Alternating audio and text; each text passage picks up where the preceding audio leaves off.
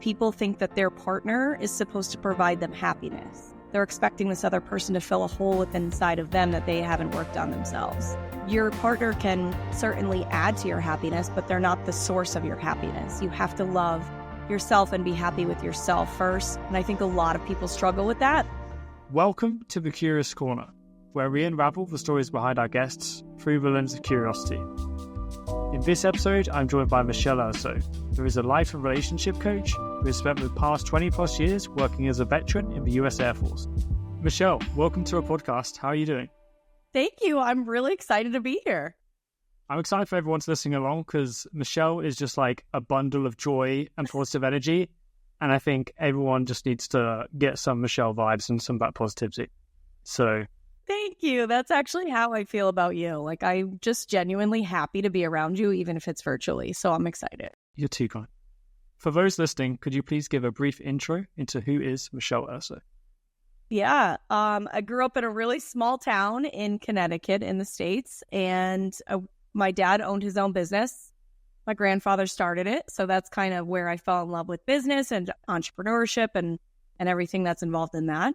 And then went to college in Connecticut, joined the military right after high school. So went off to boot camp and training, and then came back and went to college after that. Been in the military for 21 years. Really passionate about small business, entrepreneurship, hobbies. I love live music, which is why I moved to Nashville, Tennessee, which is where I live now. And yeah, my dog adds a lot of happiness to my life. He's like my child. So yeah, that's me in a nutshell, I guess. Love it. And within that, you obviously mentioned the Air Force, and I feel like you kind of like downplayed it, but you spent over 20 years in the Air Force, which, you know, is pretty badass. After spending over 20 years in the US Air Force, how do you think some of those experiences have shaped who you are today? I joined immediately as an aircraft mechanic because I thought that sounded cool. I knew nothing about airplanes. I knew nothing about tools. And I was in a very male-dominated environment, which for me felt at home because I grew up with two older brothers and my neighborhood was full of boys. Like, I didn't really grow up having many girlfriends. So to me, it just felt normal. But I also didn't know some of the things that was going to come along with that, which was some really challenging times. So that has certainly shaped who I am. It's given me a lot of tough skin, and it's made me realize how resilient I am in the face of bullying and sexual harassment and a lot of the things that I dealt with early on in my career. It's really kind of shaped who I am as a person. And then going forward in my career, it's kind of also made me a more confident person because I know that I've gotten through all these really challenging things, right? Like becoming an aircraft mechanic with having no knowledge of that and working on fighter jets. And I got to do a lot of really cool things because I worked really hard at my job because I wanted to be good at it. So it brought me, you know, a lot of confidence in myself and a lot of resilience, I think, overall are two of the main things that have come out of my career, for sure. Love that. And what do you feel is something that you had to learn the hard way earlier on in your career, or maybe just life in general, that you feel has stuck with you today? I didn't stand up for myself when I was younger. I kind of just rolled with the punches because I felt like had I spoke up, I would be treated even worse than I was, because it was this small group of men who had been there forever, who were a very close, tight-knit community. And I didn't feel comfortable going to talk to anybody, so I kind of just took it. And I didn't really stand up for myself. And so that's truly something that I have taken with me throughout life. And when I'm uncomfortable, I speak up. When I don't like something, I speak up. When I feel like somebody's bullying someone else, I speak up. And I think that's something that I really learned early on that I have taken with me throughout life. And I'm grateful for that, for sure. So you feel like because of that experience, nowadays you're a lot more just truthful and just like speak your mind and not afraid of what other people think. Exactly. yeah, I was too afraid before that it was going to come with repercussions. And I think the more I started to do it when I got older, the more I realized it's not as scary as I thought. And I would rather speak my mind than hold my peace and let it either affect me internally or affect somebody else by not speaking up. So yeah, it's definitely something that I've worked on through the years, and I'm really grateful to have learned that early on in life. I still feel like that's something that many people struggle with, especially if they're young. And like, I'm including myself within that, you know, there's probably times when you're in a professional setting and you're thinking something else, but you don't say it because you don't want to cause that friction or clash heads, or, you know, still, I think, figuring that out a bit. As I know, many people who are young are, especially like if it's like your first job or you're just getting started in your career and you've just left uni and it's your first role job, or, you know, whatever, then yeah, it can be difficult.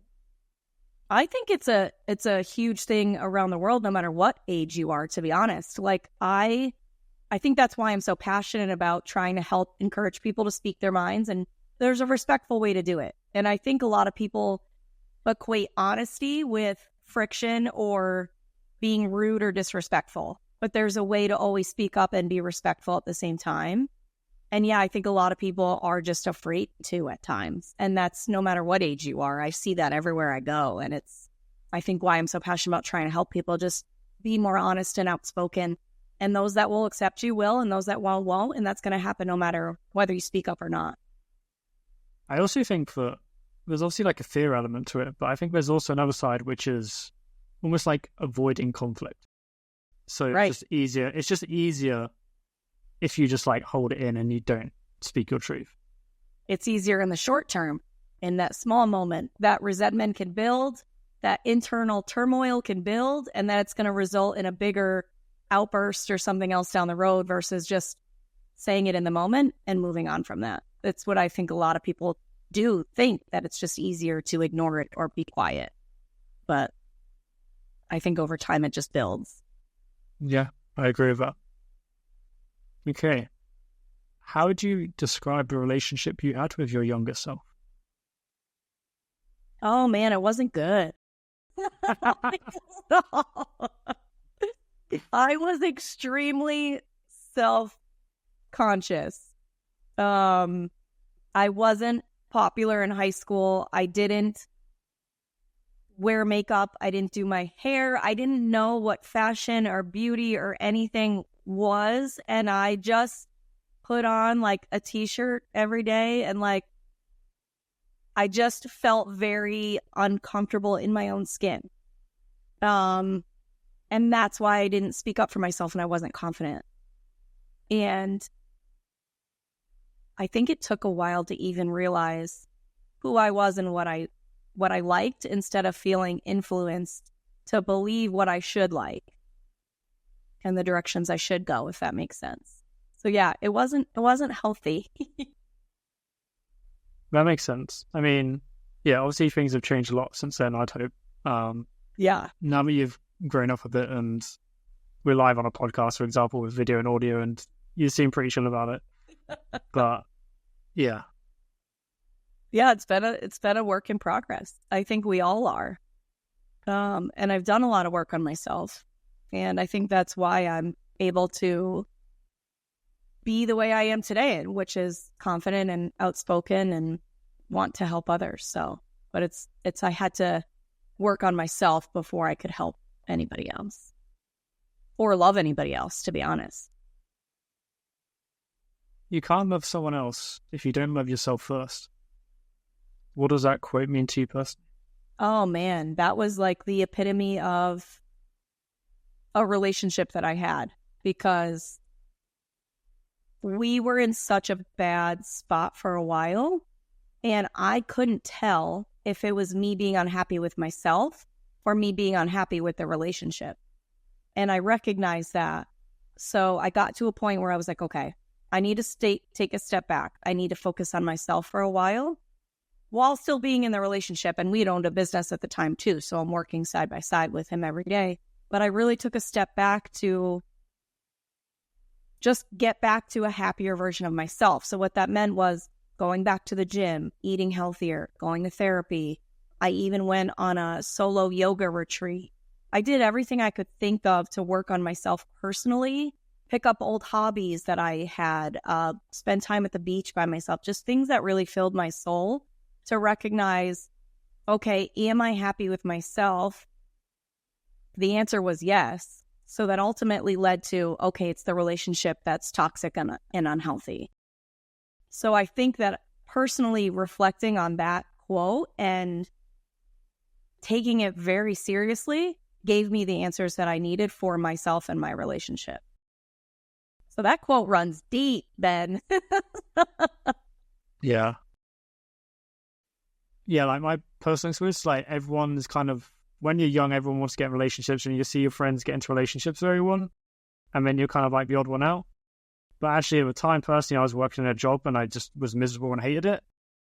And I was like, if I'm deeply unhappy within myself, how am I going to, like, how can I always would feel selfish to try and bring someone in when I'm deeply unhappy within myself and then them kind of cover it up and, you know, try and fix that issue. Where in reality, I just need to be at one and happy with myself first. And then you can like consider it and start looking for someone if that's what you want. So yeah, that's kind of one of my past experiences and hence why that quote also resonates with me. Yeah, and it's very common. And I think something I neglected to say earlier was that I am a life coach and I work with a lot of people. And so that's a theme that I see a lot is people think that their partner is supposed to provide them happiness. And I'm like, your partner can certainly add to your happiness, but they're not the source of your happiness. You have to love yourself and be happy with yourself first before you can ever love somebody else. And then you can't ever look to them to provide love and happiness. Like you have to find that within yourself first. And I think a lot of people struggle with that. And that's why they jump from relationship to relationship or have a lot of unhealthy, toxic marriages is because they're expecting this other person to fill a hole within inside of them that they haven't worked on themselves. So I think it's a very common issue. Yeah.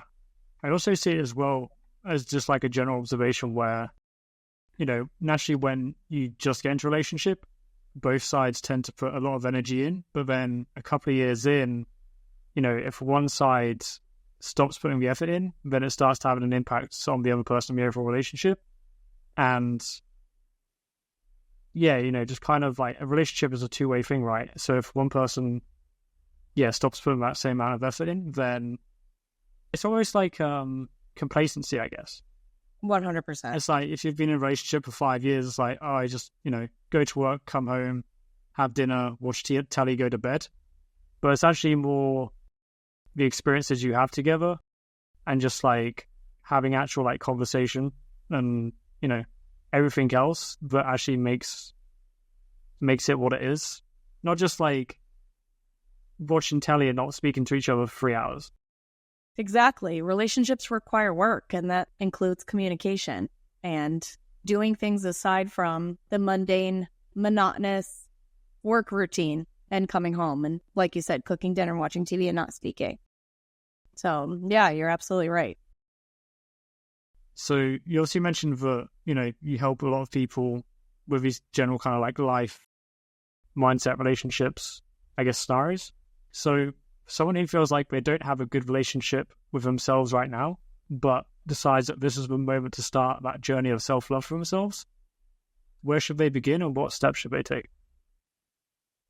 I think therapy is an amazing resource for a lot of people. I know it kind of still can have a negative connotation in society, but it's a huge resource that, to me, therapy is talking to a professional that has a different perspective than you and can provide you resources on how to help yourself. That, to me, is what therapy is. So whether you go the traditional route of getting a therapist or getting a coach of some sort, I think that's huge because we are ingrained with this mindset that we grew up with since we were kids. And whether that's having a negative mindset, whether that's being self-conscious or not having confidence or whatever area of your life that you want to work on, we have been ingrained to think that way since we were kids for the most part. So unless you actually put in the work and recognize what area in your life you want to work on, what you don't like about yourself. Recognizing those parts of it are the most important thing, I think, for me. That's where I started. And getting the resources you need, because like I said, if we've had this same mindset, sometimes it's really hard to have a mindset shift or a different perspective or know where to start. So reaching out to a coach or even a friend or a therapist is a great way to start, but also being self-analytical. So figuring out what areas you want to work on and what you need help with. I think those are the two main places I would start. Yeah. Even if like something like therapy, I think the stigma around therapy is kind of going, and like it's a lot more common now, which is great. Yeah. Like even if that's not the first step, even I feel like just bringing up a best friend and just being like, this is how it is. And I think there's just like a lot of scenarios where, you know, naturally everyone's kind of going through different stuff, but I always feel better after just like speaking with someone on the phone. Right. And that's where a lot of people have a hard time, is just talking about it. Just finding like someone, whether it's like a friend, family, like sibling, whoever it is, just finding someone you trust and someone that will just hold space for you and like actually listen. Exactly. And don't feel like you're a burden on somebody else, because many people love helping other people.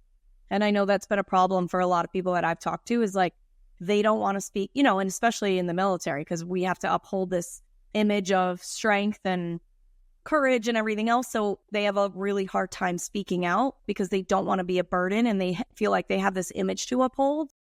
But people love helping other people. So yeah, you're absolutely right. Finding somebody you trust that you can take time out and talk to is huge. It's important. And you feel better after. Like you just said, you feel so good after you do it. 100%.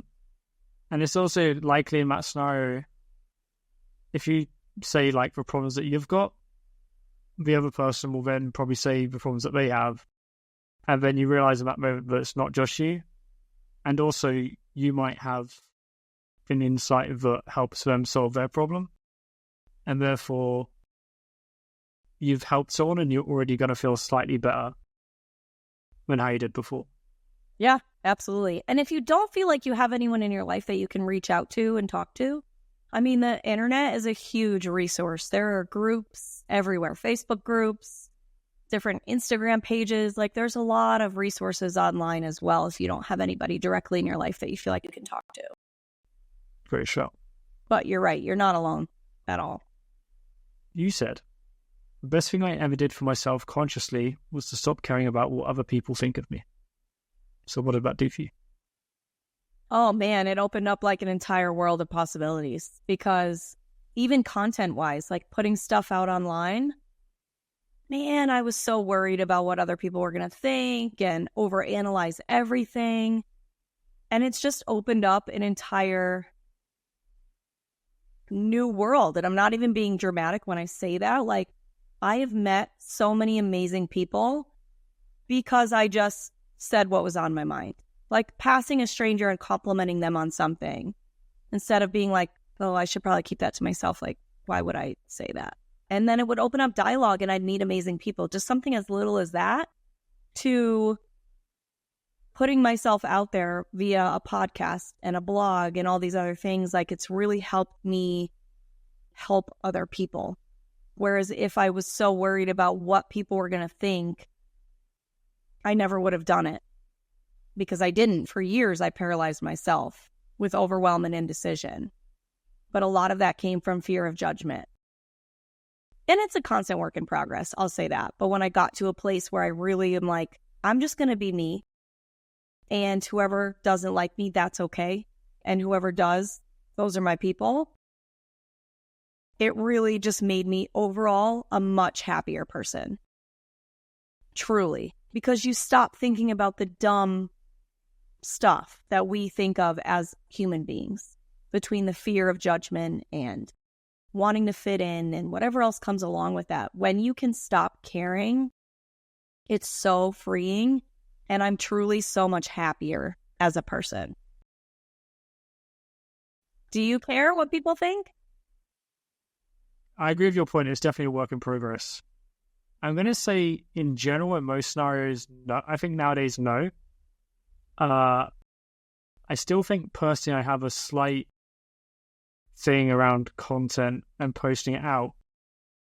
And it's kind of platform specific, meaning that on Twitter, I have nothing holds me back on Twitter. I'll just put out whatever I want because I know that the people that follow me on there, it's just going to be received well, and it's just going to be like love and positivity.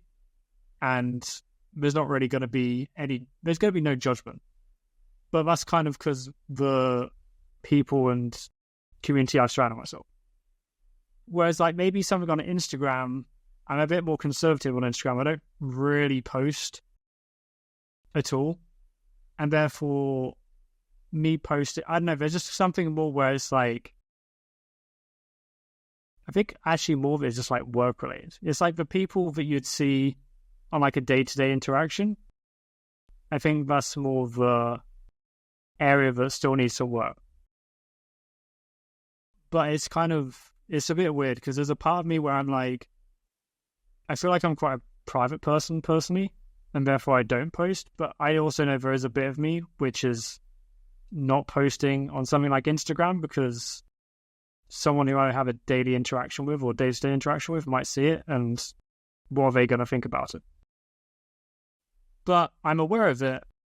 I just need to get past that little hurdle and just do it and not even think about it. And then if there's repercussions afterwards, then so be it, or I can delete it, or yeah, I need to get past that. I mean, it makes sense. Platforms are very different.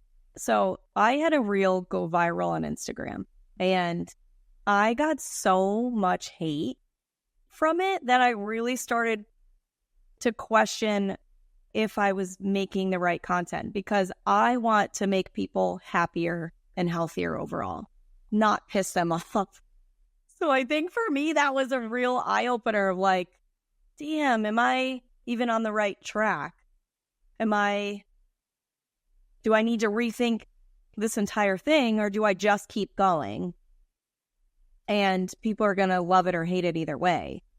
But somebody was telling me after that situation happened, and I was talking to a friend about it, she was like, someone did a reel and they posted it on Instagram, and then they posted this same exact thing on TikTok. There was like nothing but love and support on TikTok, and everything was like hated and negativity on Instagram. So I think there's validity to that in the different platforms and what kind of feedback you're going to get. And then it's just pushing past, like Gary always says, he doesn't care. He thinks that the haters have some sort of insecurity within them. So you have empathy for them because whatever situation they're going through, they're taking their hatred out on you. It's nothing about you. It's their own personal issues. But it can be hard when it's a lot, or even just one. It can affect you in certain ways. So it definitely is a work in progress, but I think there's validity to the types of content you post on each platform, because of the way it's going to be received is going to be different on each platform. For sure. The content you put out there, it will attract the people that resonate with it.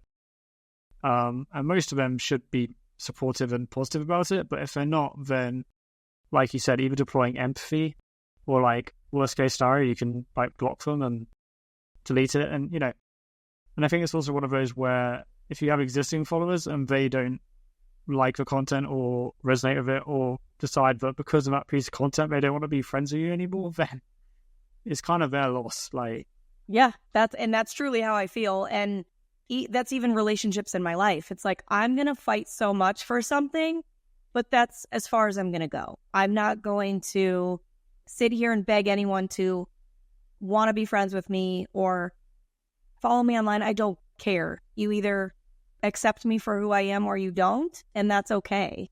I'm not for everybody. Everybody's not for me. So yeah, as far as social media goes too, like, if you don't want to follow me, that's fine. Don't. But you also don't need to leave hate on my feed.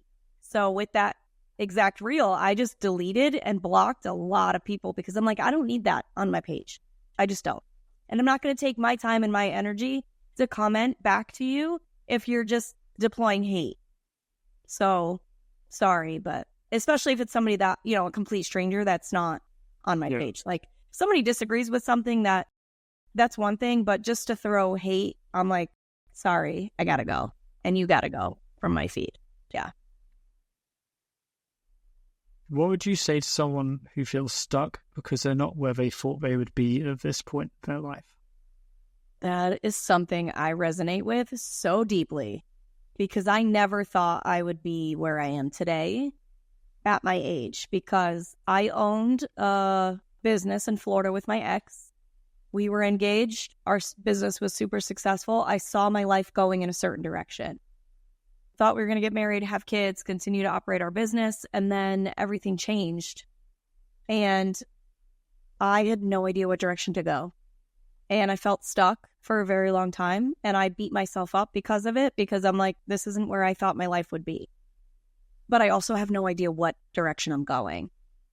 So to anybody out there that's feeling stuck, just know that don't compare your life to anybody else's. It is your unique journey.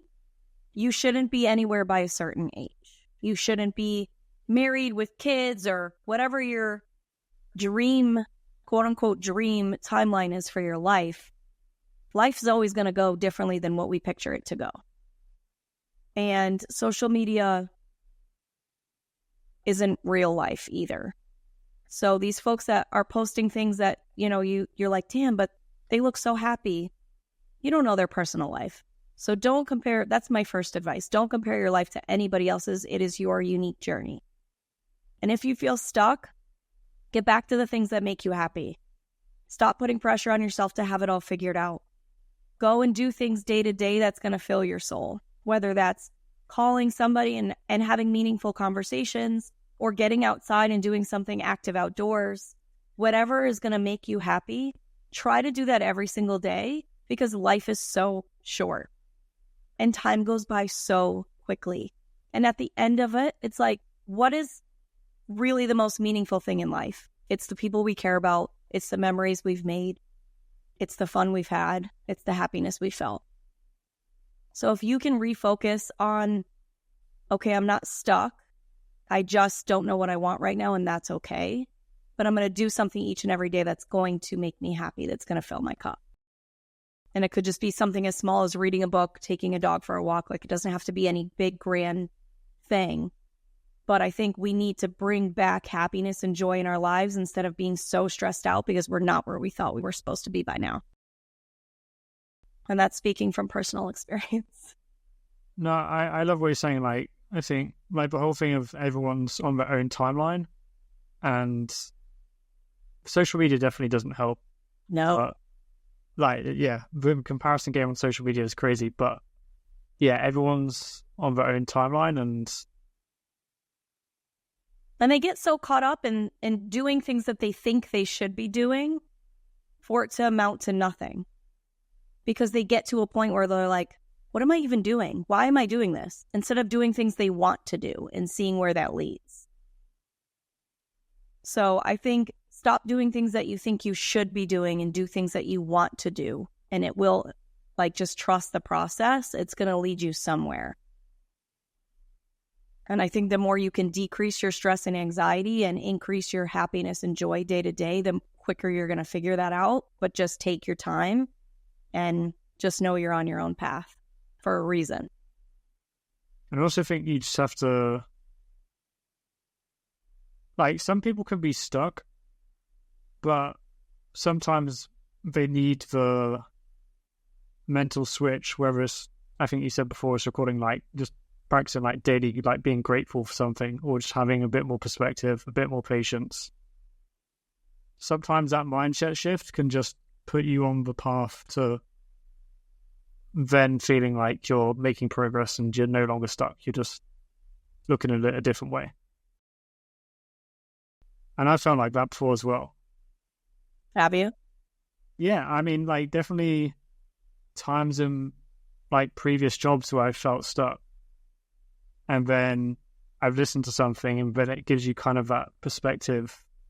Always reset your perspective and mindset, and you're like, oh yeah, you're right, I'm being impatient in this moment and I'm putting too much pressure on myself. And life is long, so I just need to zoom out a bit, take a step back, and just exactly refresh and go again. Yeah. And sometimes you're right, that's all we need is a mindset shift. Because that's That's sometimes all it is, because we're so unhappy with our current job. But if that job provides you happiness because you can take time off, or, it's provides you hours where you can spend time with your friends or your family, like sometimes that is just a mindset shift to feel so much better about what you're doing. And I know that was true for me because I went back to the restaurant industry and waited tables while I figured out what I was doing. And I kept beating myself up. Like, I thought this was just a thing I did in college, while I was going to school. But one of my business coaches was like, Michelle, life is about making connections, and you every single day are meeting people and bringing them joy and making connections with people.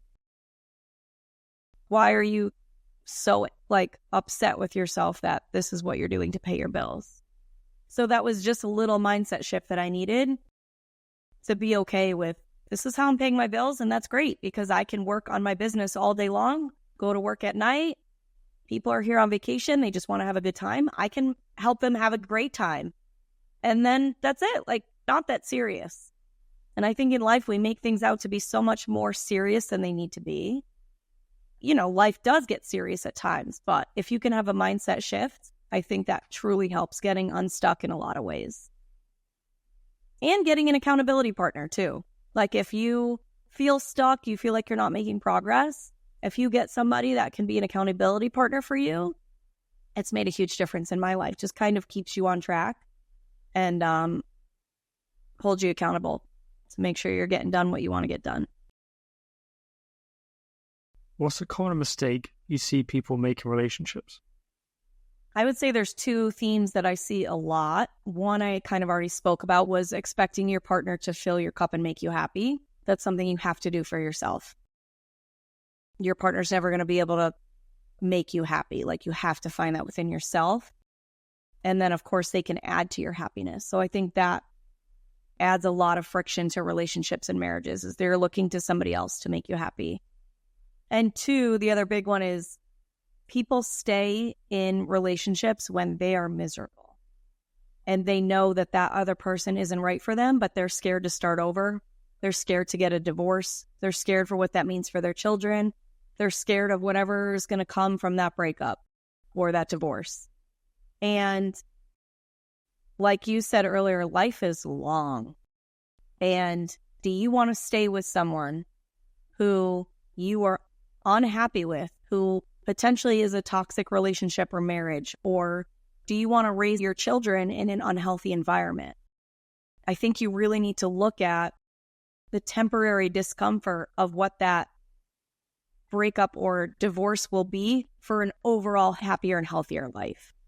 So it really hurts my heart that so many people stay in relationships that are truly unhealthy and toxic because they fear the unknown of what that's going to mean on the outside. And the majority of people that I've talked to who have left those relationships are so much happier than they ever dreamed of. And they've either met somebody else that's so much more perfect for them, or they're alone and so much happier. Because a lot of people fear being alone too, and that's why they stay. They think they're not going to meet somebody else. But I feel like everybody that I've talked to who has left an unhealthy, toxic relationship is so much happier. You just let fear hold you back from the unknown. Yeah, I also feel like that just applies to relationships in general, right? Like, you're the sum of the 5 people you spend the most time with or whatever. And just attracting the right people that truly support you and love you for who you are and just want to see you become the best version of yourself. Like, surrounding yourself with those type of people more versus, maybe there's other friends and they bring out the bad habits or the bad side of you, or make you feel insecure about yourself, or makes you feel anxious, or... Yeah, that's so accurate. And that's what I try to encourage people to do. It's because they feel like they can't stop being friends with that person because they've been friends forever, childhood best friends or met in college or whatever the case may be. And they don't want to hurt the other person's feelings. They feel like they can't. But I'm like, you don't have to never talk to them again. You can create some healthy boundaries. And that doesn't mean shutting people out. That means preserving your peace and happiness by maybe distancing yourself a little bit. So you're absolutely right. It's who you're surrounding yourself with directly affects your health and your happiness. And I think health plays a huge role in that, because if you're surrounding yourself with people that make you anxious or overwhelmed or feel judgment from, like, that directly affects your happiness and your health every single day. It can even be like, it can even just be like your interests change, right? Mm-hmm. And like, naturally people you grew up with, you probably do have similar interests, and then naturally kind of people go their own ways a bit, and your interests evolve and change, and people change, and therefore, as you said, you don't have to cut people out completely, but maybe you just don't see them as often, or you limit some of that time. Right. And there's a lot of resources out there to meet new people, because I know one of my friends in Connecticut, because, I moved, she felt like she outgrew a lot of people she was friends with because her interests changed, just like you said. And so I recommended her going on meetup.com and like picking something that she likes to do. She used to like to hike. So go find a hiking group or a kayaking group, or, there's meetups for every single thing you could possibly think of that you're interested in. And it's a great way to meet new people too, if you want to kind of broaden your circle and meet new people that have the similar or same interests as you. And then finally, what is something you've learned about yourself in the past couple of years that surprised you? Something I learned actually recently that I'm currently working on is why I have a hard time accepting money to help people with their problems. So being a life coach. For a long time, I felt inadequate as a coach. Like, I felt this imposter syndrome, even though it's something I've been doing my whole life. I've been a mentor in the military for years because it was something I was passionate about. And then, when you're trying to figure out your life purpose and passion, I got asked, what are you good at and what do people come to you for? And I found time and time again, people were coming to me for different advice about life or relationships or business. And I was so happy to provide that. And I did for a very long time. But why did I feel weird asking to be paid for my experience and my knowledge and my time? So that was a big barrier that I've had to work through, becoming a life coach and charging for my time and my experience and my knowledge. So that's something that I never realized I had an issue with, that was very surprising to me. It's like feeling this imposter syndrome and then being uncomfortable with taking money for that. Interesting. Yeah. It was very interesting. And wait, so are you still like going through that processing, or are you like? I am working through it. Like, it's still an uncomfortable thing for me. I don't know. It's just something I've never talked about before, but something I continuously work through. And it was surprising to learn that about myself when I did. And I think a lot of it stemmed from this imposter syndrome, to where I didn't go to school for this. I don't have a formal education for this. And I think that's where it stemmed from, was like, why do I feel like I can help people when this isn't something I was trained in? Because education and training has been ingrained in us since we were little kids, right? But I had a business mentor coach tell me that years ago. She's like, Michelle, myself, Tony Robbins, all these big name coaches that you see, we didn't get a certification to put on our website. She's like, life was our experience. Life was our certification. She's like, the things that you have been through in your life, like, you 100% can help other people. You have for years. So why do you think you need a formal education to feel legitimate, to feel like you can charge? So I think a lot of it was that mindset of like, well, this isn't what my degree is. This isn't what I studied in school. That makes a ton of sense now. Right? Because it's almost like, in society, like the label coach, people kind of associate coach with the word expert. And if you're a coach, you feel like you're the expert. Where probably in reality, as you said, you had like so many friends approaching you about life, mindset, relationships. And you're just naturally so like open and good intentions to want to help people. And you're just so enthusiastic about wanting to help other people. So what I'm basically trying to say is like, I feel like personally, instead of seeing yourself as coach meaning an expert, you should just be like, I'm just generally enthusiastic about this because I love helping people. And I feel like if you look at yourself more as an enthusiast, then you won't feel as much imposter syndrome because it kind of takes the pressure off it. I love that. I never thought of looking at it like that, like enthusiast instead of expert. I love that. Yeah, because I would compare myself to like a Mel Robbins. She's, an expert in habits and all these other things. And I'm like, well, what am I an expert in? Like, I know all the things I've been through in my life, and the work I've done on myself is studying and it is education, because I had to dig really deep into why I was the way I was and how I can go about changing that, and then working on myself in the process, and just the things that I've been through in general too. So I think that I had a hard time with that. It's like, I don't have one avenue that I want to help people in. It's not just a relationship coach where I'm an expert. Also, here's another interesting question. When you posted before on Instagram or TikTok, if you post a video reel about life, mindset, relationships, do you approach that from the mindset of I'm speaking as an expert, or do you see it from the perspective of I'm recording this because I hope that it helps one person because I'm really enthusiastic about this topic? The latter, 100%. It's either something that I've been through that I know, or I want to help one other person maybe who might be currently going through it, or it's advice that I've been giving lately to someone that's helped them. And I'm like, okay, maybe somebody else out there can use it and it can be helpful too. So my content is strictly based on if I help one person with this piece of content, then I'm happy. Okay. Well, I think we'll wrap things up there. Thank you, Michelle, so much for the honest and thoughtful conversation. If anyone listening wants to follow Michelle's journey more, then all the links to her socials will be in the description. Thank you. It's been awesome. Thanks for tuning in. If you enjoyed today's episode, make sure to follow us, to leave a review, and to connect with us on our socials.